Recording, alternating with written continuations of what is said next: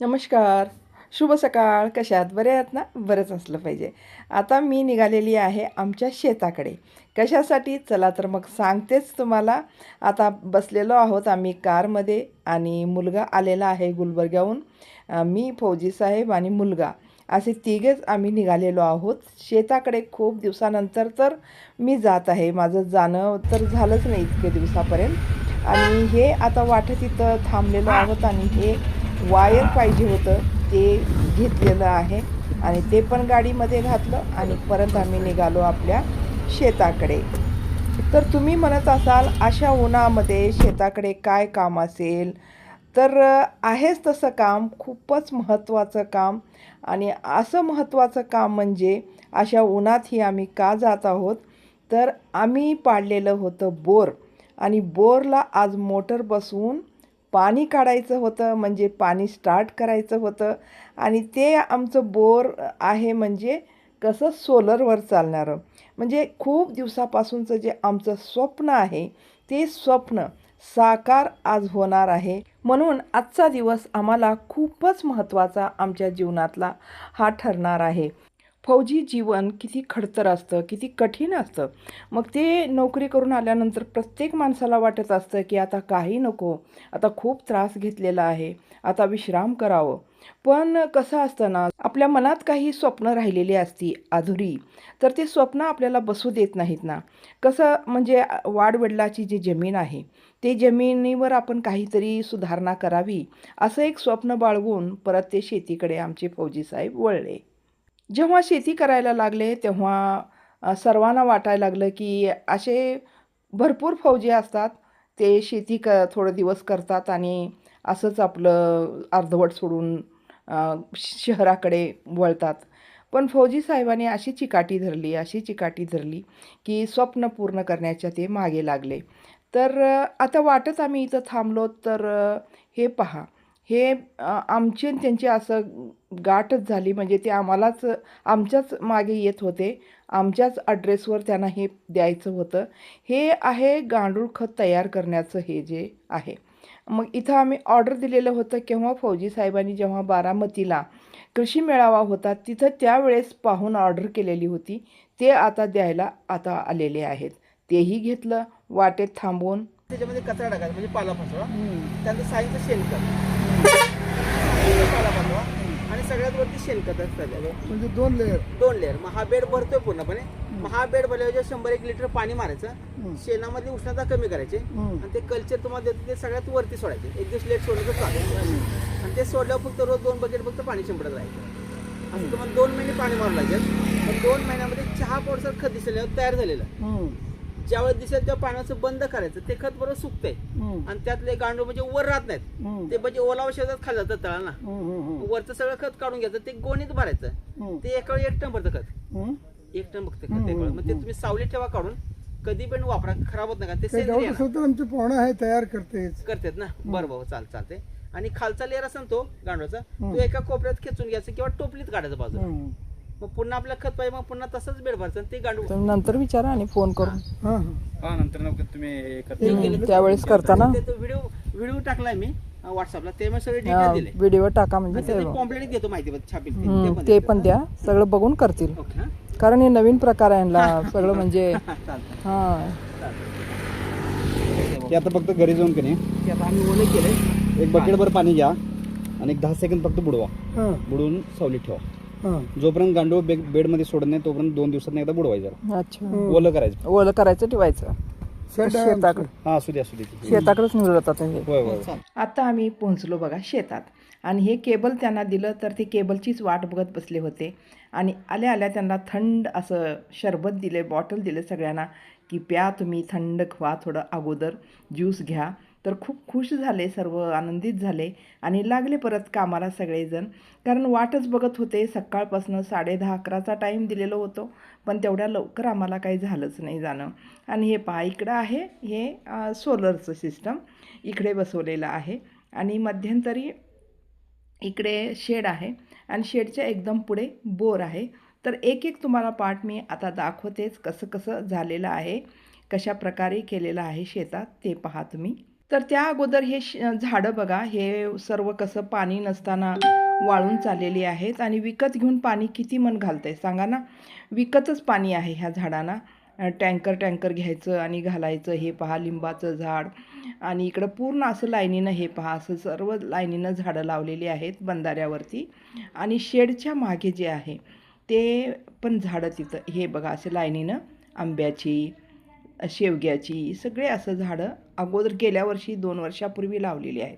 आणि हे आहे शेडच्या मागचा भाग. इथं पूर्ण मिक्स झाडं आहेत, म्हणजे आंब्याचे पण आहेत, सगळ्या फळांची झाडं आहेत.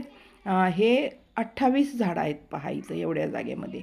शेडच्या एकदम मागे म्हणजे आम्ही पीक घ्यायचं अगोदर. आता म्हटलं नाही, आपण झाडच लावून टाकू जेवढा शेडचा भाग आहे तेवढा मागच्या साईडला. आणि हे आहे असं आहे बघा शेड.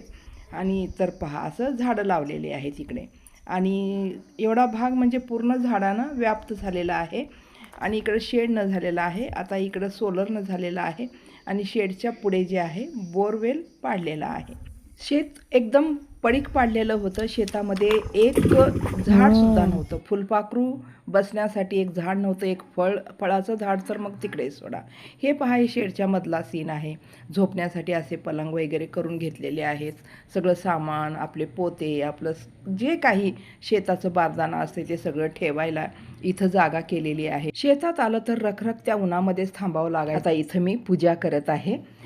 मग पूजा केल्यानंतर मग ते मशीन आपली चालू करतील आणि आपलं जे काम आहे ते करतील आणि आम्हाला पाणी दाखवतील की तुमच्या बोरला किती पाणी आहे आणि किती नाही.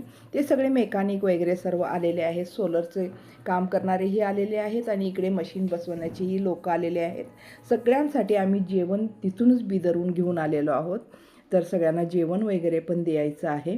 कारण आमचं आज खूप मोठं स्वप्न पूर्ण होत आहे. हे फार मोठी म्हणजे खूपच मोठी गोष्ट आहे आमच्यासाठी. तर फौजी साहेबांसाठी तर खूपच महत्त्वाची गोष्ट आहे. फौजी साहेब शेताकडे का वळले इतकं करण्यासाठी, शेताला डेव्हलप करण्यासाठी? म्हणजे ह्या शेतामध्ये ते लहान असल्यापासून खूपच राबलेले आहेत. दगडं काढणं, ह्याला ठीकठाक करणं, खूप काम ह्या शेतासाठी त्यांनी केलेलं आहे. मग ते सर्व त्यांचं ते जे आहे ना श्रम ह्या शेतासाठी घातलेलं आहे. तर त्यांना काहीतरी आता आपण करावं, काहीतरी उत्पन्न घ्यावं असं प्रत्येकानाच वाटतं ना. ह्या शेतात त्यांनी दिवस ना रात्र राबलेले आहेत लहान असताना. नंतर मिलिटरीत गेल्यानंतर मिलिटरीचा पूर्ण पैसा ह्या शेतासाठीच घातलेला आहे. पण इतकं खराब करून टाकलेली होती ना ही शेती. इथं थांबू शकत नव्हतं ना. इथं काही झाड होतं. आता कितीतरी झाडं लावलेलं आहोत, कितीतरी माती, कितीतरी खत घालून आता शेताला एक पिकण्यायोग्य असं बनवलेलं आहे. ह्या शेतासाठी इतकं त्यांनी कष्ट घेतलेलं आहे. उन्हातानामध्ये उपाशी तापाशी राहून काम केलेलं आहे. एक लेबरसारखं. मिलिटरीतला पैसा पण ह्या शेतालाच घातलं गेलं. नंतर काय झालं, हे हातातून शेतीसुद्धा निघून गेली मिलिटरीतून आल्यानंतरसुद्धा. मग परत ते आपल्या हातातून गेलेली शेती परत घेण्यासाठी किती संघर्ष करावा लागला ते आम्हालाच माहिती, फौजी साहेबांनाच माहिती. जीवनात एवढा संघर्ष करावा लागला. आपली शेतीसुद्धा आपल्या हातून निघून गेली आणि लोक डिमोटिवेट करायला लागले. घरचे जास्त मोटिवेट करावं लागतं ना, पण ते सुद्धा साथ दिले नाहीत. कारण त्यांना वाटायला लागलं की हे शेतात डेव्हलप केलं तर आम्हाला पैसे कमी देईल, आम्हाला खायला कमी पडेल, अशी त्यांची भावना राहिली. तर पहा, संघर्ष करून परत आम्ही आपलं मिळवलेलं आहे. जे आम्हाला पाहिजे होतं ते आम्ही आपलं स्वप्न पूर्ण केलेलं आहे.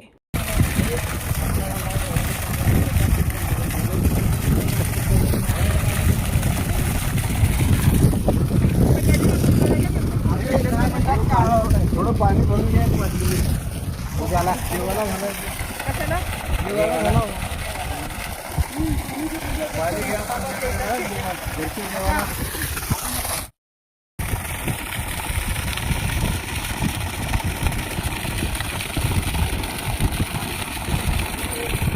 मस्त झालं का नाही? लय सोपं झालं बघा काम. हां, सगळ्या त्यानंतर सगळ्यांना जेवायला दिलं. खूप आनंदानं सगळेजण जेवण केले. पोट भरून इथं जेवण वाढलं गेलं सगळ्यांना. कारण जे आपल्यासाठी झटतात त्यांच्यासाठी आपणही काहीतरी करायला पाहिजे. जेवण तर काय हो, कोणीही देतं ना. चहा पाणी जेवण ह्याचं काही काउंट करायचं नसतं. म्हणून आम्ही स्वतःहून आपल्या मर्जीनं यानं जेवण आणलेलं होतं. तिथूनच जेवण वाढलं सगळ्यांना. मुलगा सगळ्याला जेवण वाढला, मी वाढून इथून दिले. नंतर मी आणि मुलांनी जेवण केलं. मग त्यांनी तेवढ्यात परत आणि ते काम आपलं सुरू केले. आता आम्हाला लवकर जायचं होतं, म्हणून मी आपले जे काम करतात आपल्या शेतात त्यांना म्हणलं की आम्हाला माती पण द्या. आमचे नाही एक कामं नाहीत. आता इथं पण गार्डन केलेली आहे, तिथं पण माती पाहिजे. मग म्हणलं माती तर घेऊन जावंच लागेल. माती घेतलं, लाकडं घेतलं झाडांना आधार देण्यासाठी म्हणून. खूप काही असतं हो करणाऱ्या माणसाला. तर चला मग आता माती वगैरे लाकडं वगैरे सगळे घेतली आणि आता आम्ही निघणार आहोत परत. आता हे बघा शेड आमचं कसं दिसत आहे लांबून बाहेरून पहा. शेवटी ना कष्टाचं फळ आपल्याला कधी ना कधी मिळतंच. कुणी कितीही जळो, कितीही द्वेष करो, कितीही आपल्याविषयी वाईट विचार करो, पण आपली जर भावना स्वच्छ आणि साफ असली तर आपल्याला ते निश्चितच चांगलंच फळ मिळतं. हे आहे उदाहरण आमचं फौजी साहेबांचं. म्हणून काम करत राहावं आणि फळ देणारा तो ईश्वर असतो. तर कुणाचंही ऐकत बसू नये. लोक काय घोड्यावरही बसू देत नाहीत आणि चालतही जाऊ देत नाहीत. अशी अवस्था आहे समाजाची. तर चला मग तुम्हाला हा व्हिडिओ कसा वाटला नक्की सांगा आणि भेटू पुढच्या व्हिडिओमध्ये. तोपर्यंत धन्यवाद.